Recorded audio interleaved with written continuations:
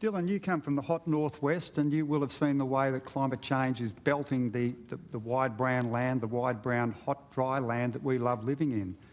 Currently politicians are abusing each other about bushfires. If you were Prime Minister and were dealing in a country that wants leadership on the really big issues, how would you handle the politics of the bushfire emergency, the drought emergency, the extinction emergency, and how they relate to the climate emergency? Now, Dylan, if you were Prime Minister...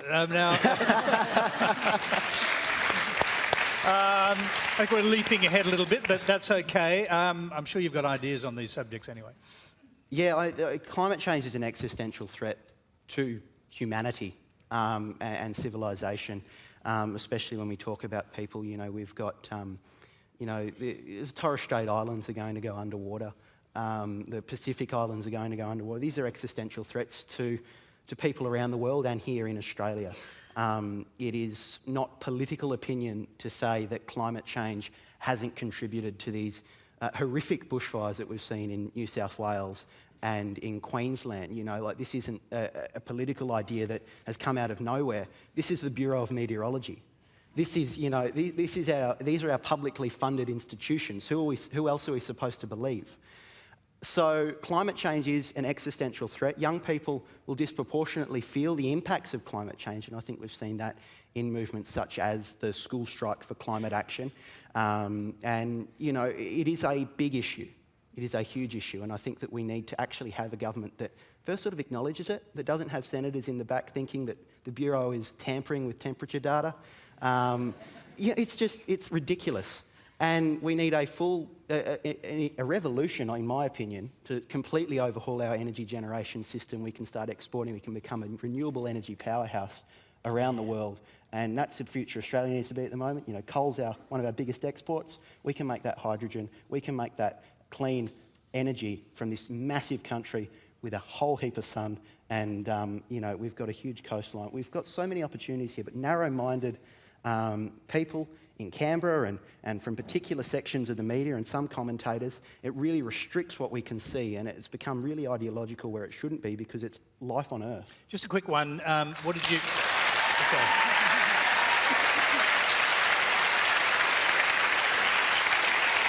I knew I'd have to be quick to get that question in. Just very briefly, though, what do you think of the debate around whether or not you can talk about climate change while the bushfires are happening, while people are struggling for their lives and trying to save their properties, which was the essential political argument from both sides, both of the major parties anyway? Yeah, I think that you can have extremes on both sides, and you do need to be sensitive, because people have just lost their lives and people have just lost their homes. But I think you can. There was a tweet from the Bureau of Meteorology in New South Wales the other day that said that this has been caused by climate change. So, you know, I don't think that there should ever be a time where you shouldn't bring up fact, especially when it's directly affecting Australians. You do need to be sensitive about it, but you can't put your head in the sand and pretend that it doesn't happen. And we'll talk about it when these bushfires are finished, because the bushfire season hasn't even started. More bushfires are going to start. More people's lives are going to be lost, unfortunately. There's going to be a huge refugee crisis due to climate change. And, you know, we've got a government that's, you know, our emissions are continuing to rise. It's kind of disgusting. Zach, so you're a young politician on the Conservative side of politics, still plenty of time to create your own opinions and to make your mark if you want to go a different path to some of your colleagues. What are you thinking about this? You mentioned climate change earlier. What do you think about the debate around it during the bushfire season, for example? Well, I think distinguishing it from the season itself, because you're right, it hasn't started, and especially in Western Australia, I think we're a week or two away from it kicking off. But I think the comments when there's people literally fleeing their homes and communities are under threat, when there's an active fire ground like that, I think calling the government things like arsonists is probably unhelpful. And ultimately, what we should be doing is making sure that people are focused on getting out of that situation, so we make sure they leave those areas safe and that there's a recovery put in place. It doesn't mean that we have to have a conversation, you know, just in winter. But what it does mean is that those comments shouldn't be insensitive, and at a time when it's done to maximise political impact and ultimately I think actually does whatever cause or whatever sort of misguided perspective they're having, it doesn't actually help them at all.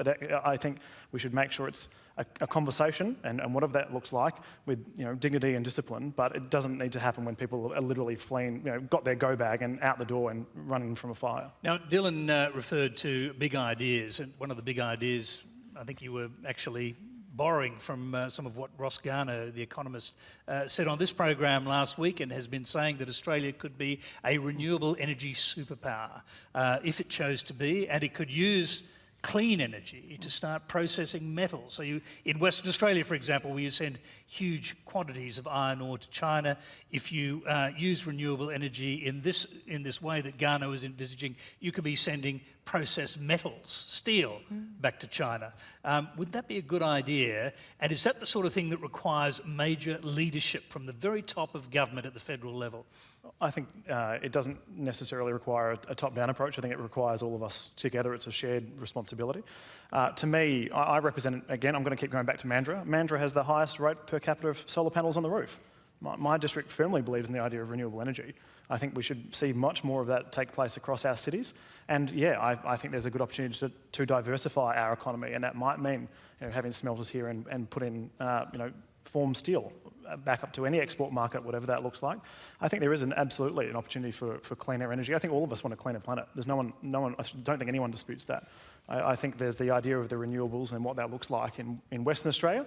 We have a lot of opportunity here, a lot of resources, and I think it's something that's a very exciting future for us.